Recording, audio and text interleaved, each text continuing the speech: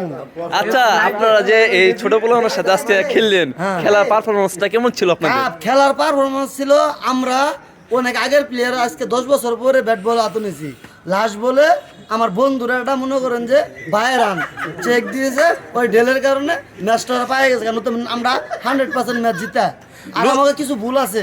লোকজনে যে আপনাদের বলছে যে আপনারা খেলতে নামেন না, টাকি মাছ ধরতে আসতেন, কথাটা কি না আসলে না বাস্তব? না না না না আসলে আমাদের 10-12টা রান একটু কম হয়েছে, আমরা কম করছিলাম, আমরা বোলিং লাইনে জিততে চাইছিলাম, ঠিক আছে।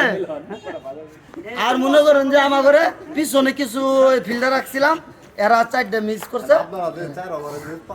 কি জানেন, পাওয়ার প্লের মধ্যে আমরা কোনো উইকেট হারাবো না। আচ্ছা আচ্ছা, আরেকটা কথা, দর্শকের কথা হচ্ছে আপনারা নাকি 30 বলে মাত্র পাস করেছেন, এটা কি আসলে আদৌ সম্ভব? আসলে আমরা বলছিলাম কি যে বাংলাদেশ জাতীয় টিম যে আছে না, এই যে বাংলাদেশ জাতীয় টিম যে আছে, এরা তো 6 ওভারে 5 উইকেট জায়গা।